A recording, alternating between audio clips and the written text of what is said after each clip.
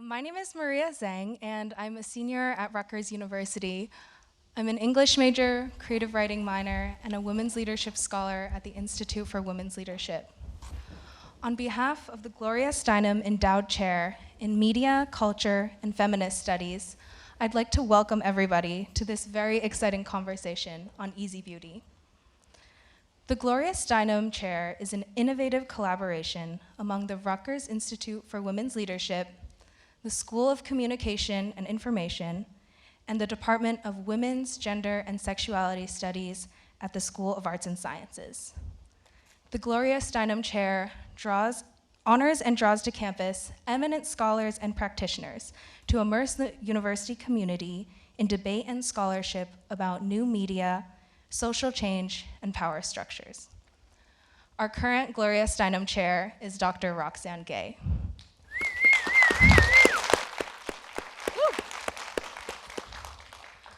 Roxane Gay is a woman of many titles, a writer, editor, social commentator, and professor.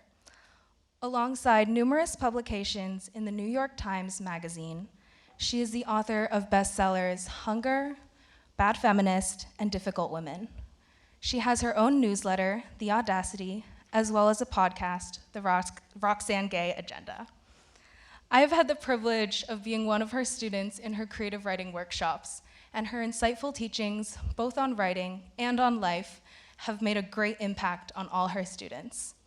Her unapologetic and humble spirit have touched all of us at Rutgers and beyond.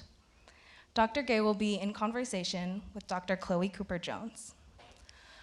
Chloé Cooper Jones is a contributing writer at the New York Times Magazine and is a Pulitzer Prize finalist for her article, Fearing for His Life. She is also the recipient of the 2020 Whitting Creative Nonfiction Grant and the Howard Foundation Grant, both of which have supported the creation of her memoir, Easy Beauty. I found a very meaningful quote from Dr. Cooper Jones in her interview with People magazine, where she says that people's fear of experiencing disability, quote, can turn into a rejection or even a disgust at the concept of disability. She says that this fear is something worth looking at and maybe having a healthier relationship to, not just because I hope that that means you'll treat me differently, but because you might be able to have a capacity of grace for yourself when inevitably you have situations when your mental and physical body shift. This book is a stunning exploration of human discomfort and understanding how to face it. Copies of the book will be available outside after the event. Now, please join me in giving a big thank you to Dr. Roxane Gay and Dr. Chloé Cooper Jones for a reading and conversation on easy beauty. Thank you.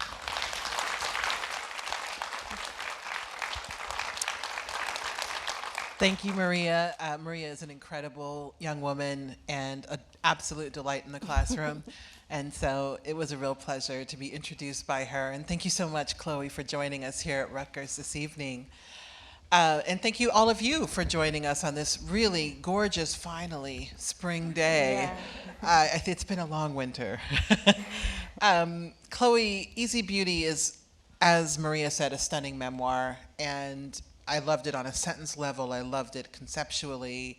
I loved just all of it. And I think it would be wonderful if you would read a little bit from it before we talk about your book and more. Yes, I'd be happy to. Can you Awesome. all hear me? Okay, I'm going to stand just to read because that feels like I can project. Thank you, Maria, for that perfect introduction. I'm so honored by the time and effort that you put into being here, and thank you to Dr. Gay for inviting me. It's an honor. And thank you all for being here instead of skateboarding outside, which you can do later. That's fine. Okay. So I'm just going to read from actually the end of my book. And the only thing you really need to know is that this book is in many ways a quest in which I am trying to change something about myself. And in order to do that, I leave home. I leave my family in Brooklyn and travel the world by myself just in hopes of seeking experiences that will create the shift in me.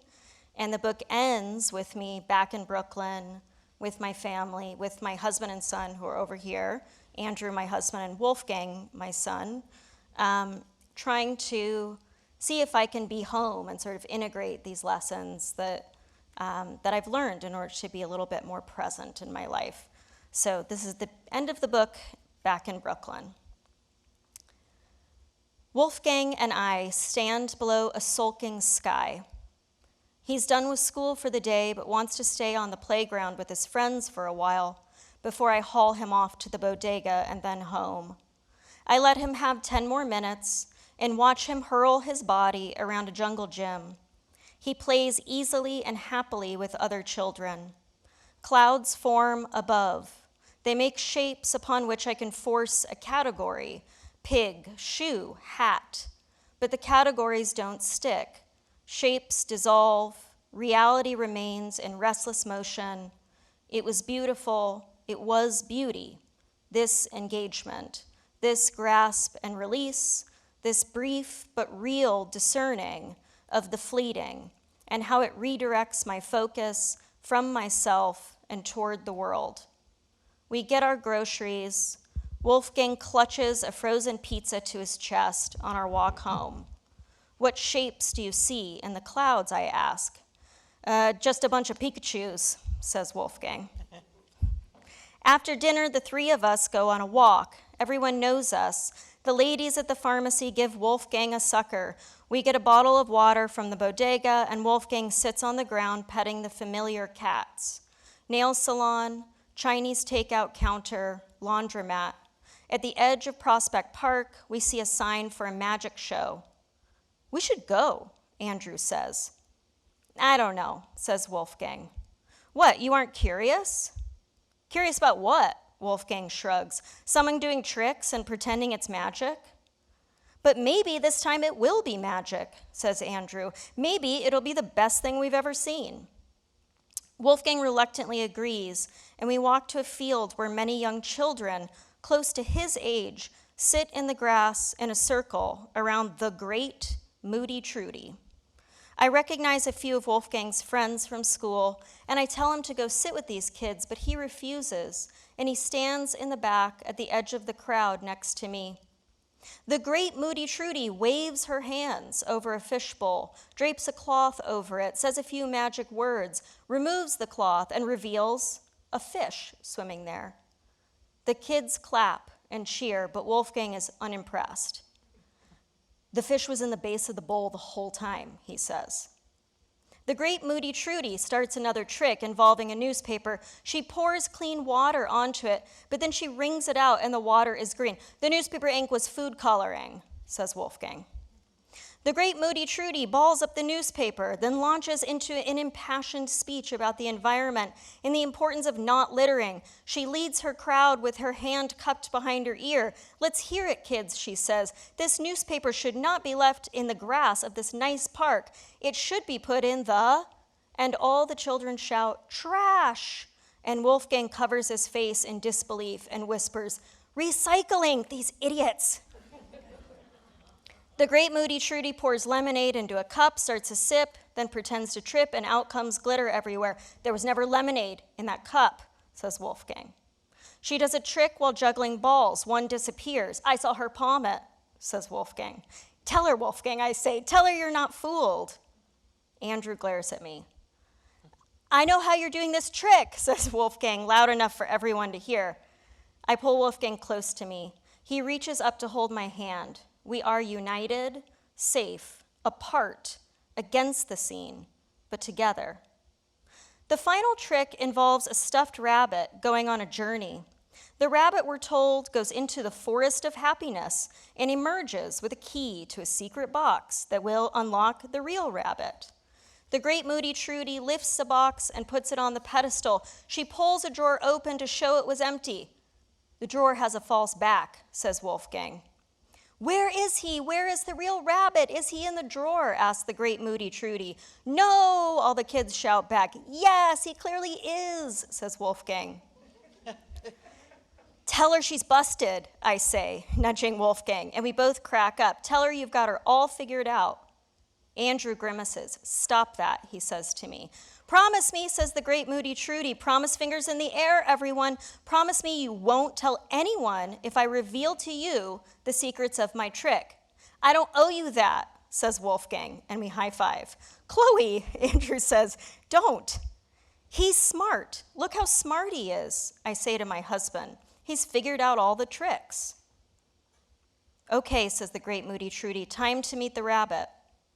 And she knocks on the false backing of the drawer, and Wolfgang smirks and begins to say, "See, I told you." But then the backing collapses, and the whole box collapses, and there's no rabbit there at all, and Wolfgang stops and stares. The great moody Trudy holds up a stuffed rabbit and says, "I guess there was no real rabbit after all."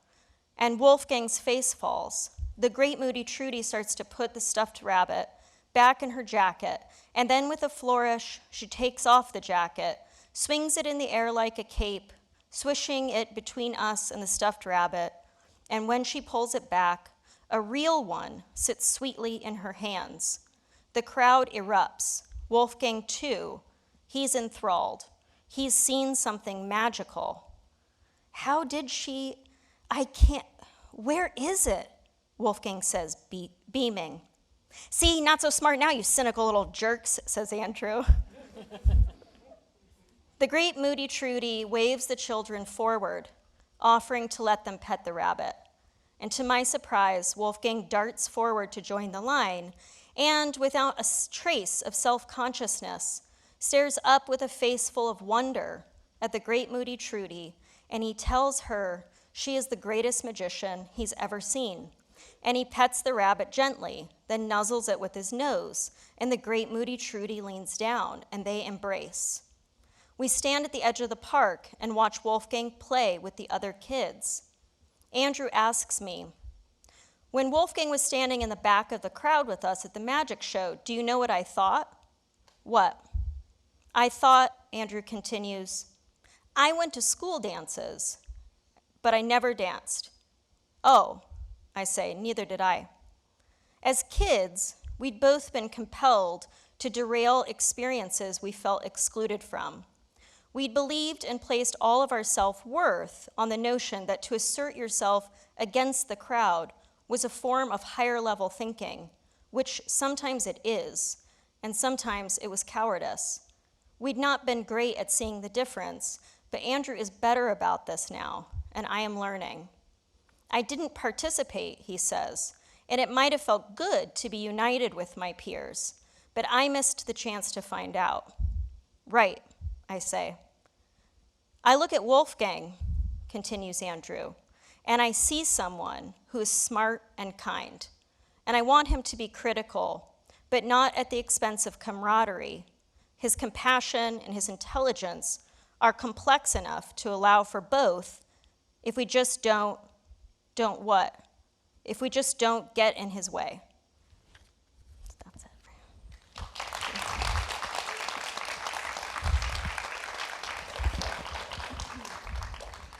Thank you so much for reading that excerpt. Thank you. I thought it was really charming the first time I read it, and it's even more charming now to hear it, because magic, sometimes you do think, I've seen it all, and then there's the one trick you really can't make sense of, and you realize magic is real after all.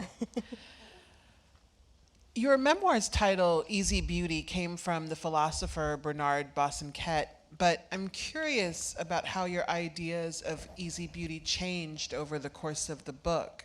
And do you think of that phrase differently on the other side of the book? Yeah, absolutely I do. And I think the book in a lot of ways is about trying to figure out the right tension between what Bassenket differentiates between easy and difficult beauty.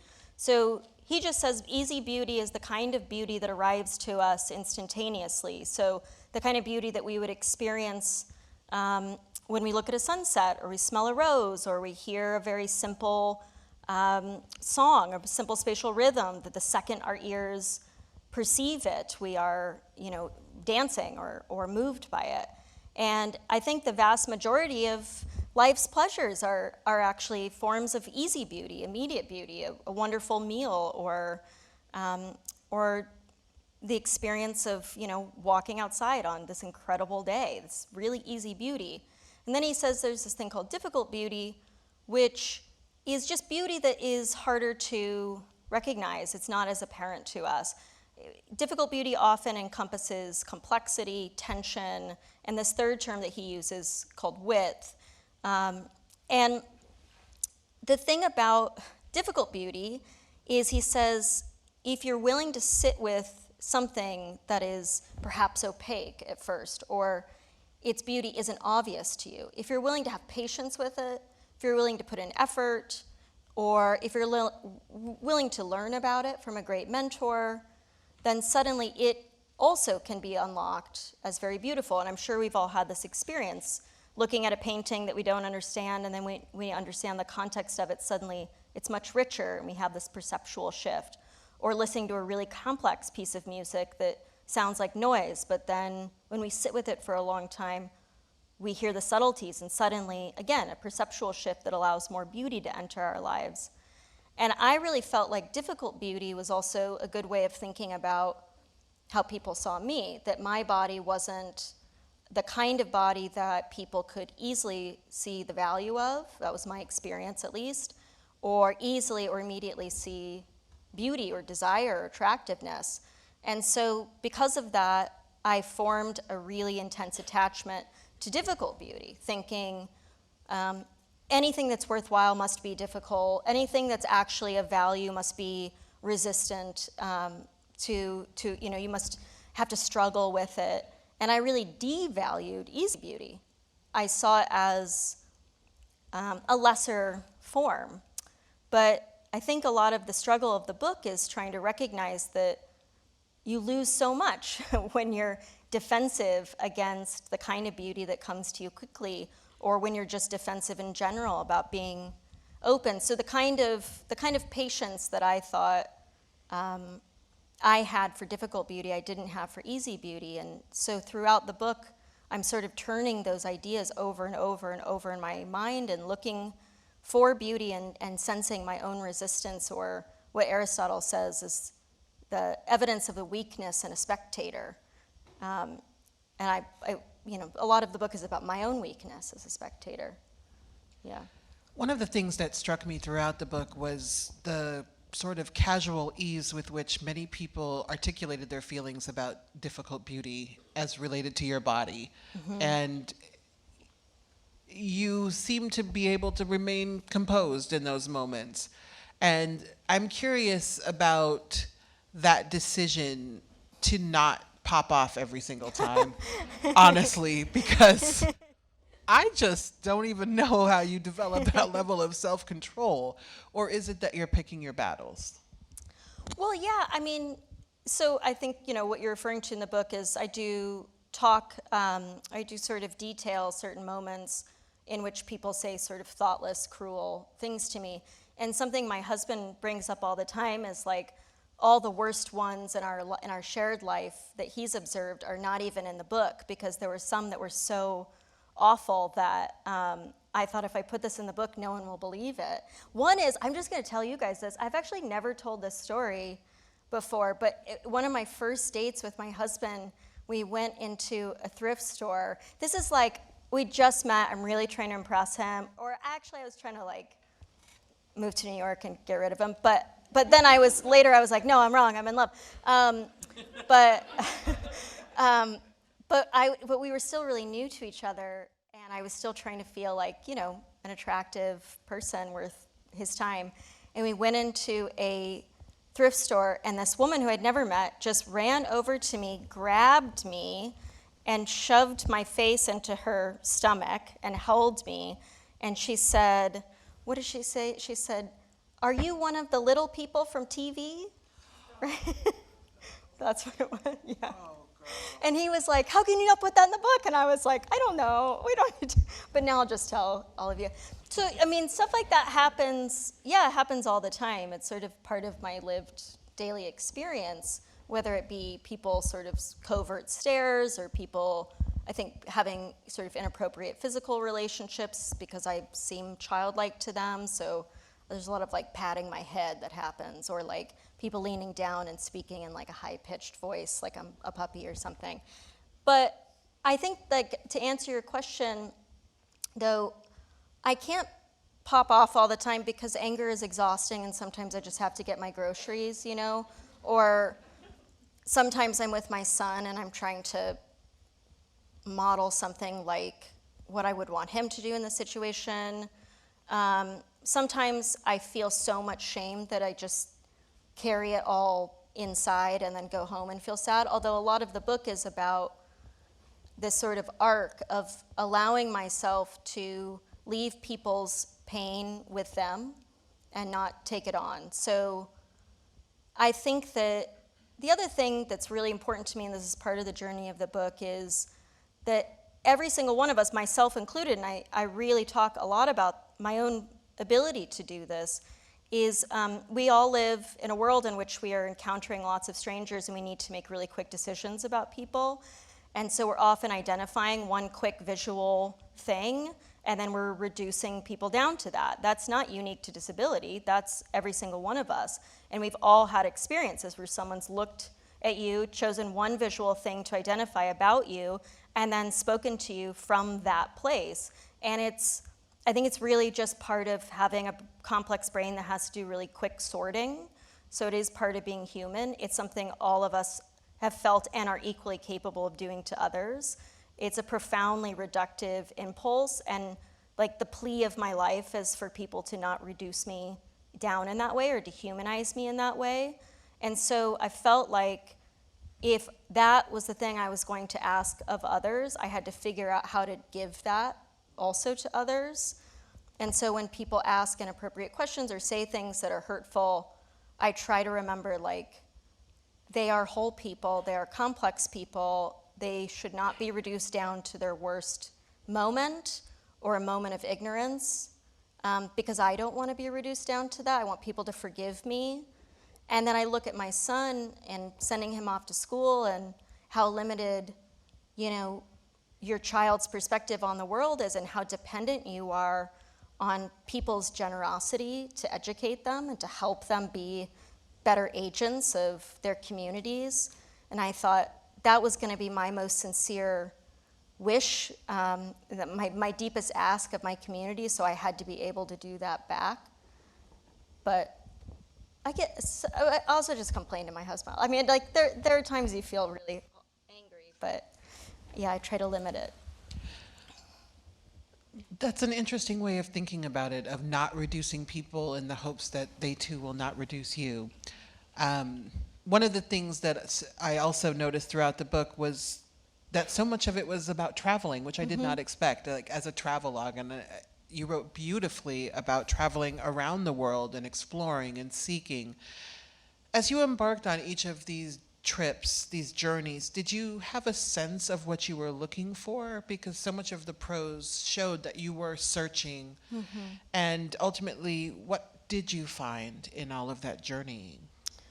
Well, there were a couple of things. One was, like, you know, growing up being a reader and then being, you know, studying philosophy, there's just all these stories of great travelers who get to solve big problems by going out to the top of a mountain or getting lost in the woods and thinking their big thoughts and then bringing them back to us. And we go like, oh, thank you for bringing them. But those people that I read, these brilliant travel writers, were all white men of means who didn't have children, or they did have children that who cares, they weren't taking care of them.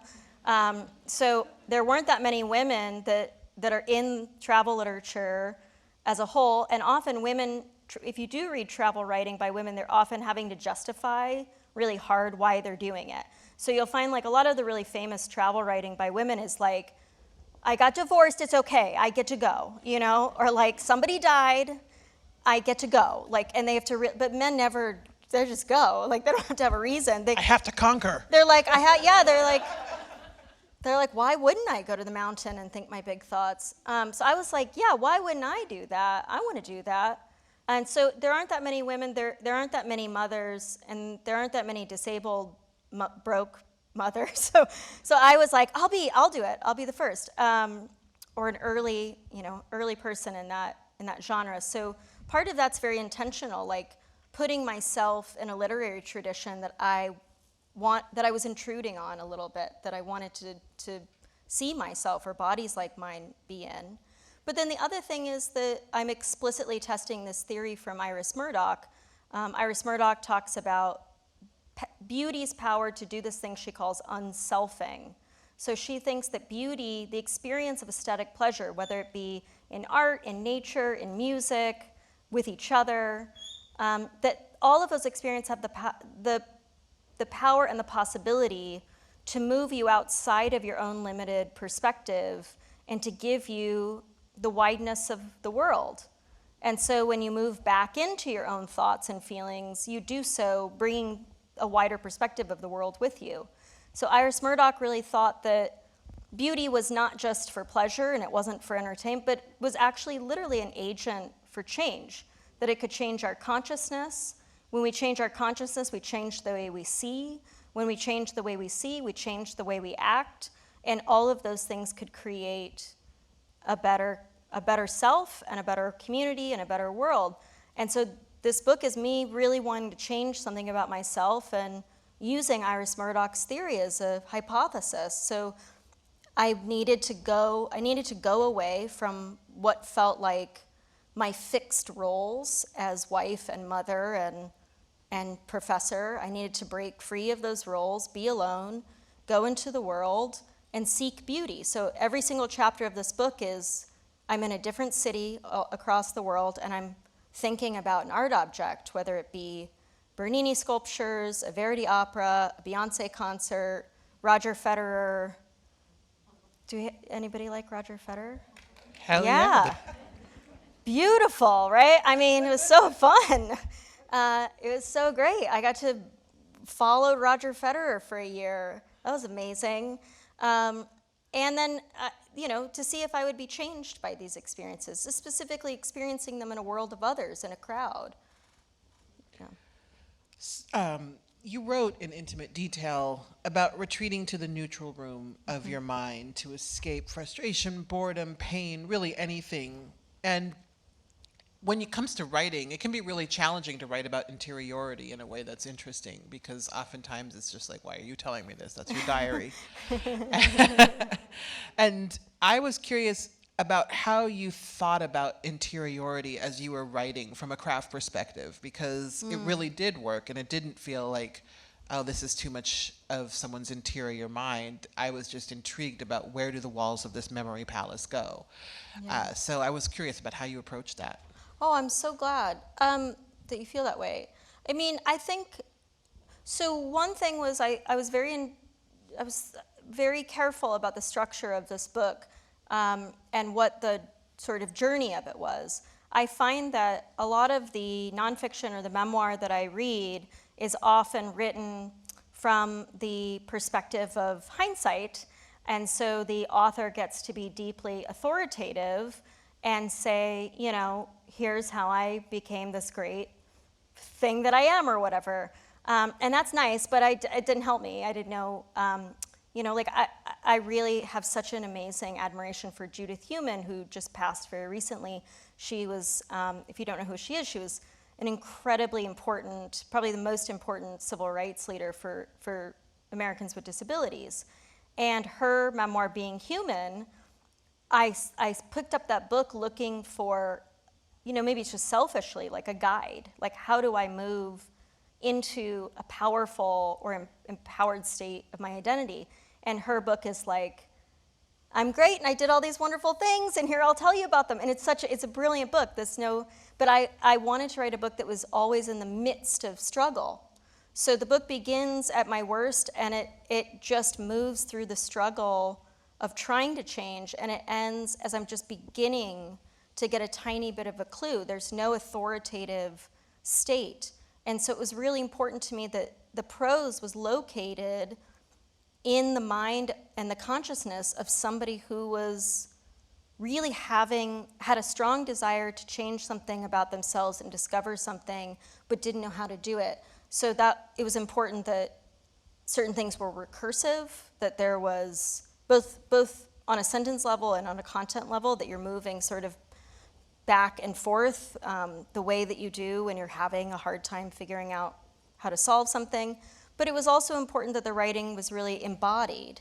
So I wanted to bring people as close to the experience of what living in a body like mine actually feels like, both the really great things and the moments of pain, the moments of suffering, the moments in which I feel quite weak and incapable of doing certain things. So I wanted to keep all the language really sunk into that and not move back into a safe place in which I could recount, my experiences, if that makes sense. It does. It's similar to a lot of what I was doing in Hunger, Yeah. writing from within the circumstance. Yeah. And the big thing about that book, and what I was crystal clear on when I was selling the book, was that there's no like happy ending. Yeah. I haven't like figured it all out. And a lot of times people tend to want to have that tidy narrative where you have figured it out and everything is okay. And so how did you find the word isn't strength, but like the sort of just the grit to decide, I am not going to give the reader what they want. I'm going to end it in a place that feels more authentic to me. Well, I think for me, as a serious reader my whole life, sometimes I'm satisfied by an ending like that, the way I'm satisfied by like a whole sleeve of Oreos or something. Like I'm like, oh, this is so great. Like this feels so good to like sit here and like watch Love is Blind and eat this Oreo. And then it's gone and I don't really think about that experience anymore. So it's pleasure and I value it and I want more of that in my life.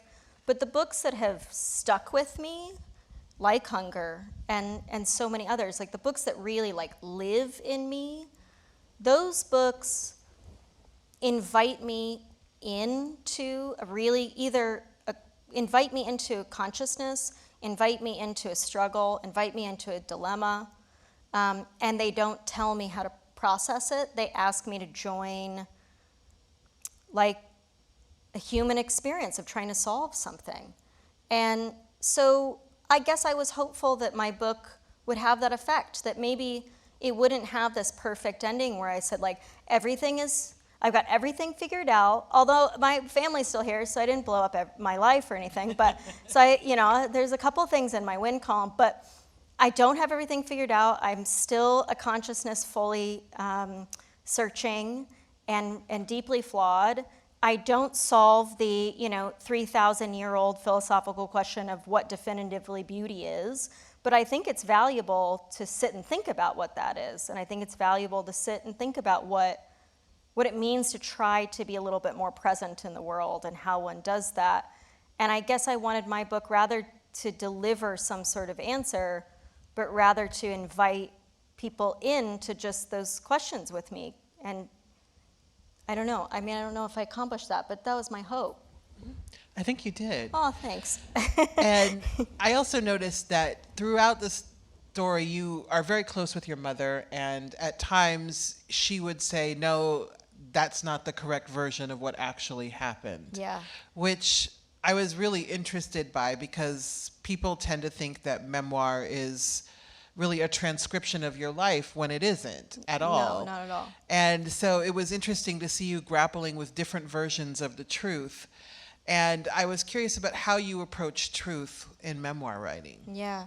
Well, someone had said to me, and this is sort of perceived wisdom, that like the only rule of memoir is you need to trust the author, that they're telling you the truth. And I was like, but what if nobody trusts me at all? Because that's exactly what knowing a person is like, is that they are full of self-defeating and self-aggrandizing narratives that they themselves can't parse, and that anybody who knows them or has experienced things will have different versions of the story. So I think, again, it goes back to that rejection of wanting to present what feels to me very false authoritative text, being like, here are the facts of my life and here's how everything.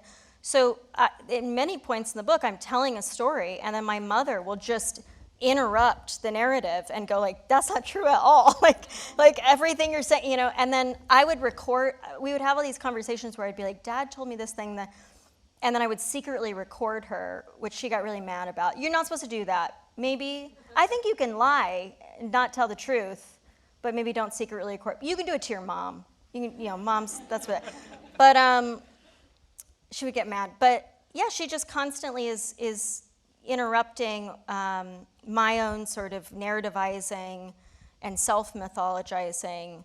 And there's a really important myth that she breaks at the very end of the book that in some ways was sort of a defining story I'd been telling myself about myself my whole life. But I think that structural choice was really important because I think that is sort of a literal version or more literal version of what growth actually is. Like growth and expanding consciousness is interrogating the narratives about yourself that you've been telling to yourself, that you've believed about yourself for many, many, many, many years. And if you're lucky, you have a wonderful parent that does that, or a wonderful partner, or a best friend, or a therapist, or a good editor or something. And they help you reframe truths, and you change, right? That's how change actually occurs, I think, or it's one way. So I wanted to put that in the structure of the book because that felt like, again, coming closer to the truth of what struggle and change really feels like, sort of breaking those narratives, yeah. Sort of stepping away from the book a little bit, I wanted to talk a bit about profiles because I find that writing profiles is really difficult. I actually really hate doing them. I hate doing them so much. You're so good at them, though. Oh, well, go on. I never feel that way because I'm always just like, I don't want to probe or ask people personal questions unless I know them, and then I want to know like absolutely everything about you. And you're often talking to people who have been written about in hundreds of different ways. They have never been asked an original question, or at least not in the past, 10, 15, 20 years. And I was intrigued by your recent profile of Patti Smith in Harper's because it was a really wonderful read. And there were so many moments that felt like just overhearing a conversation between friends, and other moments felt like seeing this really well-known person through the eyes of someone with really fine powers of observation. And so I'm curious about how you've honed these skills in your writing, because they also came up in the memoir of developing a rapport with people to disarm them and get to more authentic conversation, and also being observational, and then of course being able to retain those observations and distill them into interesting prose. Yeah. Well, thank you. Yeah, that Patti Smith experience, that was like the wildest experience of my life. I just got a call. You guys know who Patti Smith is? She's amazing. Yeah, I just got a call from Harper's Bazaar one day, and they were like, I'd never worked with them, and they were like, okay, so we want to give you this, and I was like, no, I can't do it. I have too many things on my plate. I can't possibly, And they were like, well, you'd have to get on a plane to Paris tomorrow. And I was like, okay. And they were like, and you have to write about Patti Smith. And I was like, okay, all right, let's go. And I think like in that case, writing about Patti Smith, I just wrote about this playwright for the New York Times Magazine, Will Arbery. And then my Pulitzer piece is a profile of the man who, his name is Ramsey Orta, who filmed, he was best friends with Eric Garner, and the video that most people have seen of Eric Garner being killed by police, by NYPD in Staten Island, he filmed that video. So the voice that you hear as Eric Garner saying, I can't breathe, that's Ramsey Orta responding to watching his best friend die.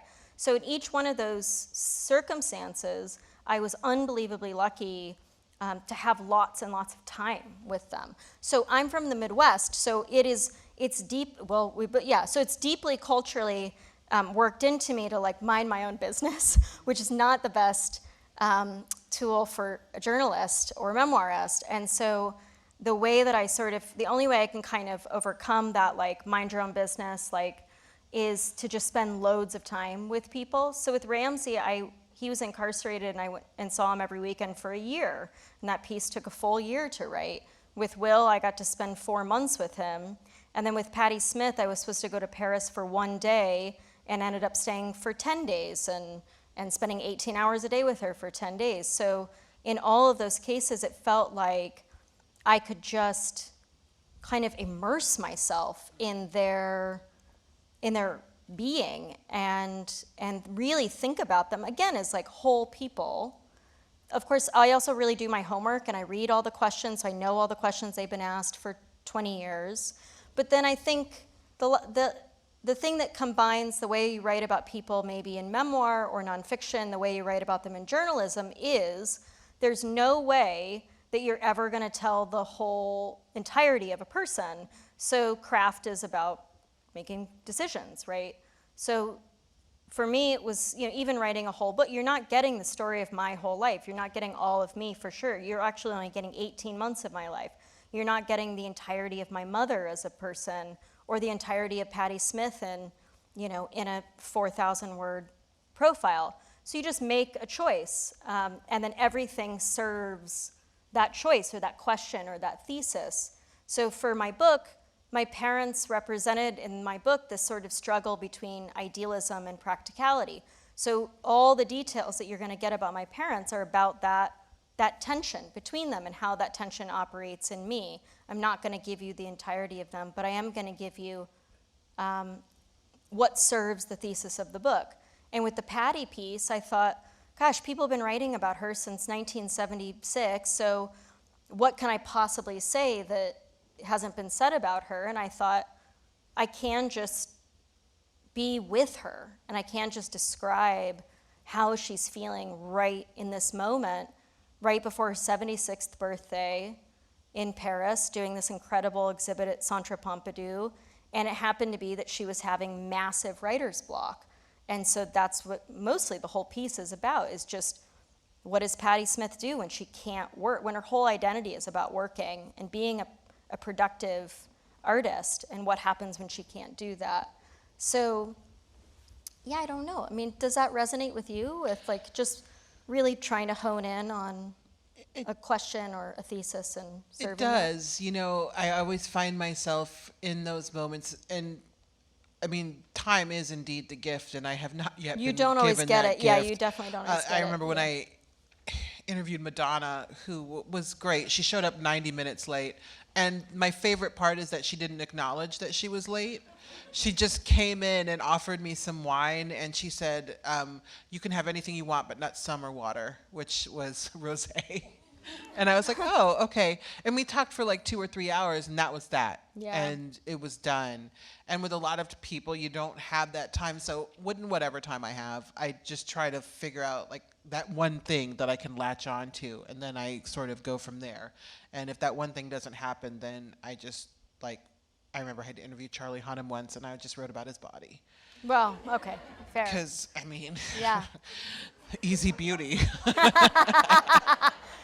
Yes. I have to say, I did, one of my favorite profiles I ever wrote, I wrote about tennis for GQ, and there's this tennis player who was up and coming, who's been injured for a long time, but it's Dominic Thiem was his name. Anybody, you don't even know this guy, nobody cares about Dominic. You love Dominic Thiem? You do? Yes. You're the one. See? Yeah. There's 10 in the world, one with us tonight. It's amazing.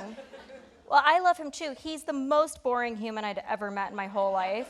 Incredible player, but just gave me like one-word answers. Like, I'd be like, talk to me about your footwork or something, and he'd be like, I am fast. I move well because I'm very fast.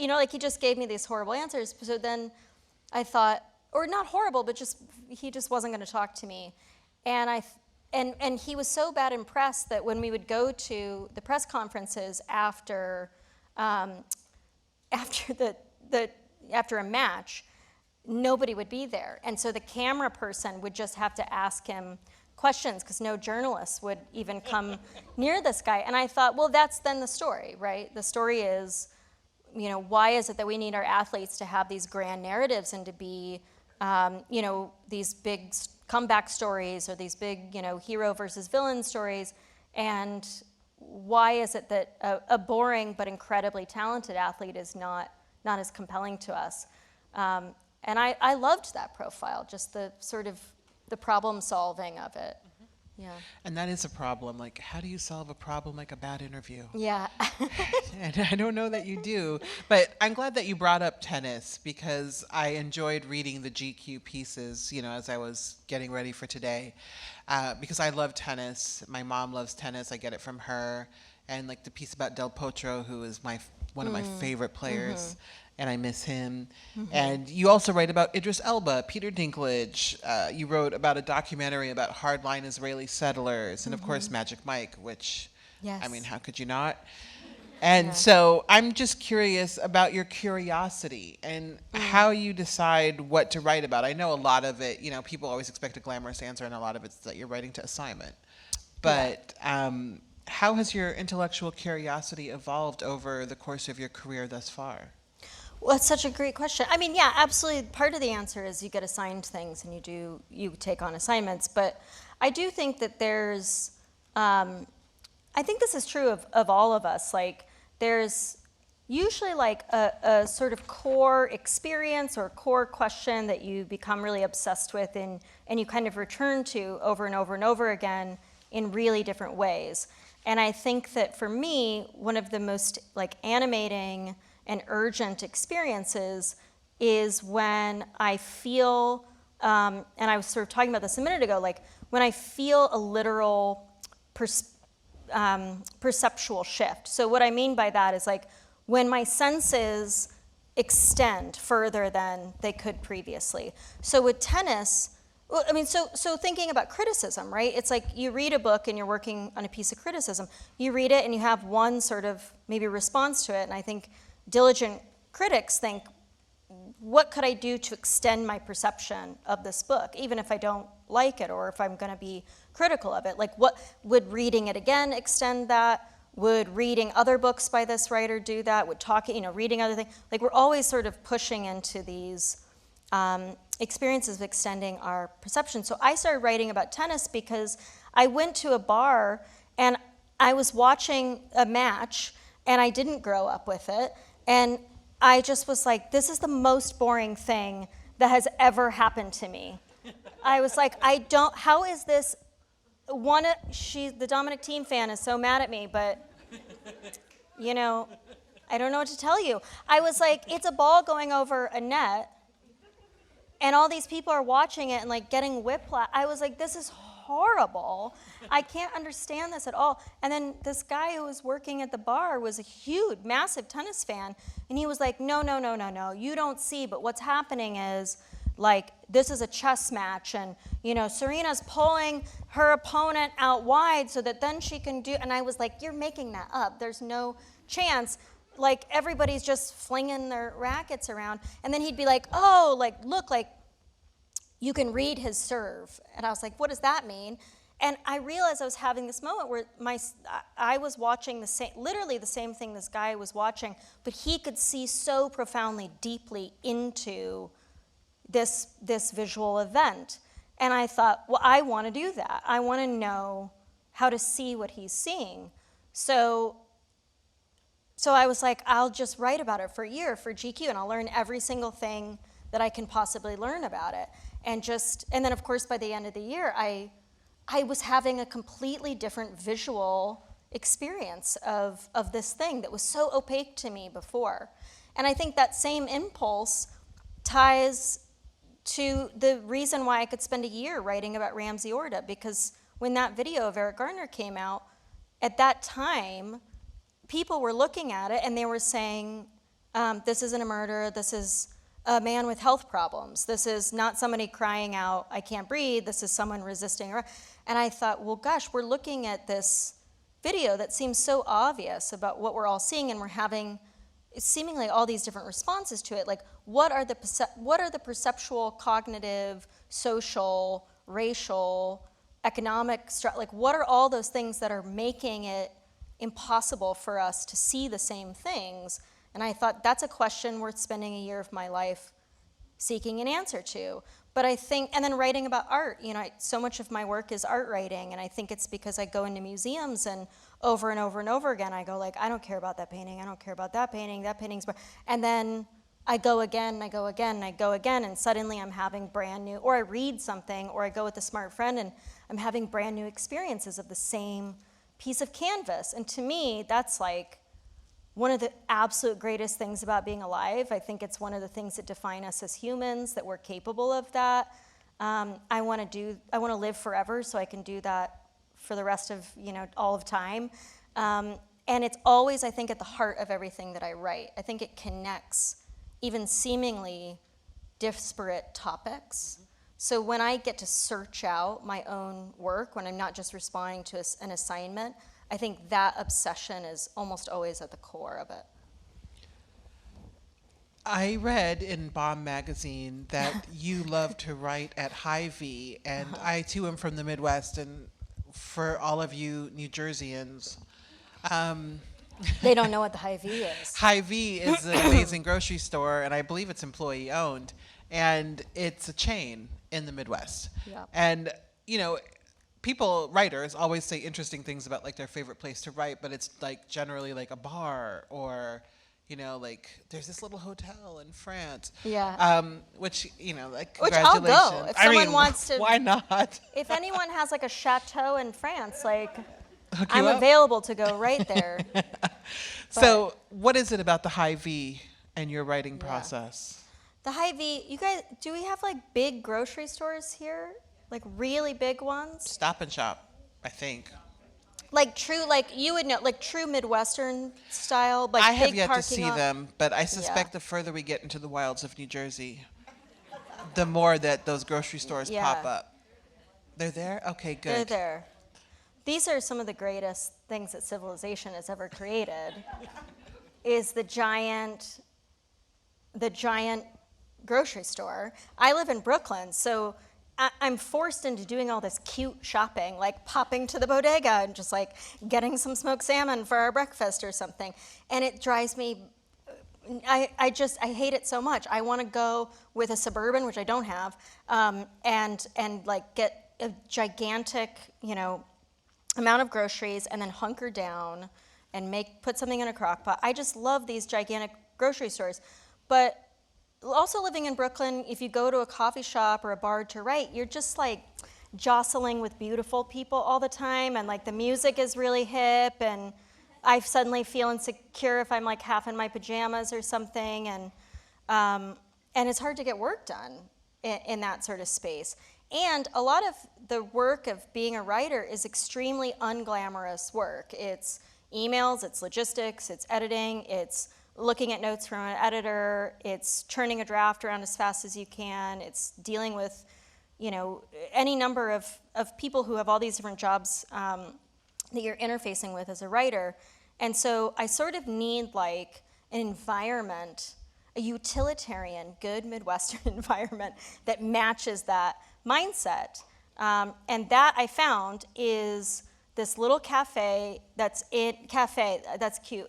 It's like just some tables that are in between the hot bars at the Hy-Vee. So you go in and you just can start dreaming. You can be like, what do I want to eat today? Do I want to eat like one slice of pizza, like 3 ounces of broccoli, get some shopping for later, eat like an orange, eat like a donut, get a loaf of bread that's been dyed Chiefs, colors, because we have that at the Hy-Vee. And then you can just eat all those things at these little tables, and there'll be like little old ladies having their coffee together, and there was like a Scrabble tournament that was always happening. And you look at nothing but a parking lot, and like you just work. Like that's just an environment to get work. Like nobody comes and talks to you. I don't flirt with anybody at the Hy-Vee. You can't go to a Brooklyn coffee shop without falling in love. Like I can't fall in love when I have to turn around edits by 5, So it's like you can't fall in love in the Hy-Vee, and you can go in your pajamas. It's just a glorious experience. But I wanted to ask you, like, because you travel so much. I'm allowed to ask you questions, right? You are. Okay. You are. It is a free-for-all. You travel so much. You have to work in so many different environments. I imagine you're working on planes and in, waiting rooms in various different places and green rooms. And so I mean, do you find that like different types of work, you need a sort of different mental environment, or have you just sort of lost all ability to pick and choose because you're so busy and doing so much? That's a good question. I have largely lost the ability to be precious about where I Yeah. write, because like ideally I want to write in my house on my couch watching like Law and Order or HGTV. Yeah. And That's in the zone. acknowledgments of, Yeah. of that. You're And like, people always think I'm kidding, and I'm like, I Yeah. am dead serious. Yeah. That's how the magic happens. But like tomorrow we're going home to LA, and the flight is 6 hours and 16 minutes. And so that's actually a nice little writing retreat for me now, Yeah, because yeah. my wife and I share custody of the dog, passing him across the aisle so we can each like concentrate for 2.5 hours or whatever. And so I have taught myself to write in hotels, waiting rooms, and yes, green rooms, because sometimes an event is like, we need you 2 hours early. Yeah. And then they're like, let's do a sound check. And I'm like, anybody could talk into that microphone. I don't have to do that, but okay. And then I have like this 2 hours, and in general, people are afraid to talk to you in a green room, which you don't have to be, but like, thank you, because then I get a lot of stuff done. So I can write almost anywhere now, but I don't know that it's good writing. Words just end up on the page. Yeah. We kind of go from there. I have this question that I love to ask all creative people, and that is, what do you like most about your writing and how you do it? Oh, that's such a good question. Gosh, I don't know. I think that like maybe everybody who's a writer has like a certain aspect of the craft that they've sort of identified with really early, or sort of fell in love with really early. Like some people are really brilliant at plot, and that comes to them very seamlessly and naturally. Some people are really obsessed with, character or setting. And I think for me, the thing that I try to be good at all those. I mean, of course, the work of being a writer is trying to get all those things down. But I think the thing that I really fall in love with the most is sounds within language. So wanting my reader, really trying to think very seriously about the oral experience of language, or the sound that will happen in your mind as you're reading my work. So there are a lot of sentences that I really labored over to try to just get them to sound interesting, or to sound the way I wanted them. So like one of my favorite sentences in this book, I was just talking to my husband, my husband was just making fun of me about this, but one of my favorite sentences in the book is I wanted to communicate in a sentence the sort of romanticism of those like Tuesday night boring meals that you make with your family, like the emergency meals. And so the sentence, I'm talking about what we're gonna make for dinner on a random Tuesday night, and I just say, the sentence is frozen gyozas again. Because one, that's what we do, that's real, that's our Tuesday night, if Trader Joe's frozen gyozas or something. But also I love that sentence, I'm obsessed with that sentence. And so I thought, and it makes, just those sounds, frozen gyoza again, the repetition of the G's and the Z's, but also it fits the moment, because the moment is about trying to find beauty in the everyday. So I need to write with the same reverence for these Tuesday night meals that I do at the beginning of the book for Bernini's. So language that's not just pretty for the sake of it, but for enforcing or reinforcing the point. So that's something I really I work hard on, yeah. I love that that's your favorite sentence, or one of your favorite sentences, because I still remember seeing that sentence, and I love when Z's happen and sort of adjacent to each other. So great. Yay. Yeah. Or there's one other, this is sort of a secret. I haven't really said this before, I don't think, but so this thing called the neutral room, which is like the space that I go into in my mind where I sort of retreat and I count to 8. And it's a way of dissociating. So I go into the neutral room and I count 1, 2, 3, 4. And when I first really explain the neutral room in the first chapter of the book, in the following paragraph, every sentence has 8 syllables. And, is anybody going to notice that? No, but I know that if you're reading that paragraph, you're doing your own 8 count. So for a moment, and again, we're talking about embodied, deep embodied writing. For a moment, I'm asking you to go into your own sort of neutral room and do that 8 count with me. So burying those things in the sentence, like sentence level, like it's not that I think that people are going to consciously or explicitly pick up on them, but just like listening to a really well-produced, song or something, layers and textures appear to the mind not always purely consciously, but subconsciously, and I think we can always feel it when an author's being as generous or as intentional on every level of language as possible.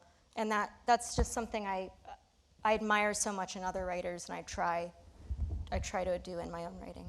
I love the layers there and the subtleties that can come out, and like pairing the 8 count of the neutral room and the 8 count of the syllables. And it's just intriguing. Like every writer I speak to just has something interesting about them.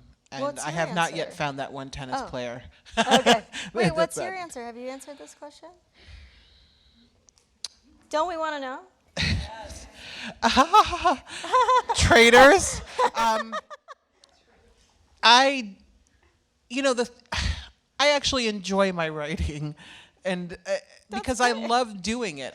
Still enjoy writing. I'm not a tortured writer. I've been tortured lately because I'm just struggling with block, but I still enjoy it. I still enjoy like the idea that I get to just talk about my own thoughts and ideas, and also criticize others and make up things. And I just get to do so many different things, and I'm interested in so many different things. So I think what I love most about my writing is my ability to work across genres and always try new things, whether it works or not, and just embrace genre for what it is and try to learn new things. I just like that I can do that, like a Swiss Army knife. You never know. Wolf, my son always wants to ask a question. Oh yes, Wolfgang.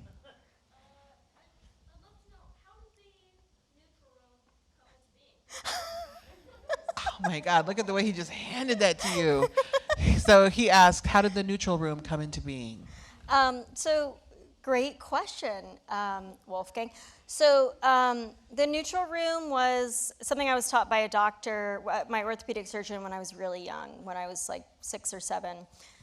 So my disability comes with a chronic pain disorder, and one of the things I was experiencing, and this is one of the amazing things about the human mind, is that anticipatory pain can become real pain in the body. So my doctor was saying to me, a way of sort of short-circuiting anticipatory pain was, if I was in a situation where I needed to walk a long distance, and I still do this because I live in Brooklyn and I'm walking all the time, instead of thinking, oh my gosh, I'm going to be walking for so long, and then I have to get on the subway, then I have to, he would say, just go into this separated space in your mind, which he called the neutral room, and visualize it the same way, and visualize the numbers 1 through 8 flashing on a wall, and you just count to 8, and he'd say, you're not in pain for the whole day, you're only in pain for 8 seconds, and you can handle that.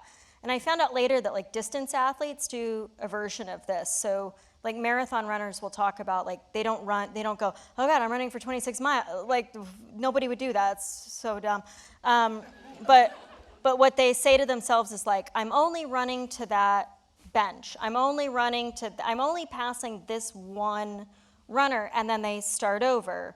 And I found that the neutral room was this incredible way of dealing with pain management, but it also became a way of breaking down a lot of other difficult tasks. So when I was doing my PhD, I wasn't like, oh my gosh, I'm going to be in school forever. I would just be like, I'm only reading this passage. I'm only finishing this section of this paper. And that's it. And then it restarts, and you have a new 8 count, so to speak. One of the complexities or struggles of the book, rather, is just that coping mechanism can also be a tool for escaping responsibility, not being present, absenting yourself from moments in which social pain arises, and how those things could make me complicit. So the neutral room, complicit in things I didn't want to be complicit in.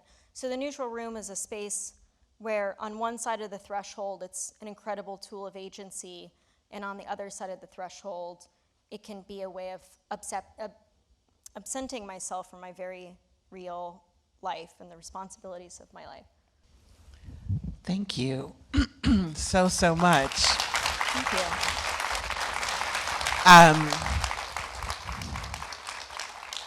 Chloé Cooper Jones, and her memoir is Easy Beauty, and a bookseller is out front selling paperback copies of the book, which the launch is today. Well, not the launch, this is but the first time it's this is come the out, first yeah. paperback event, which drops today. Yay. And thank you so much, Chloé Cooper Jones, for joining us here. Thank you to the AV team. And of course, thank you to Nishi Shah, who coordinates all of my events and is truly invaluable in so many ways. So thank you all for joining us this evening, and enjoy the weather. Yeah. Thank you, everybody. Yeah. Thank you.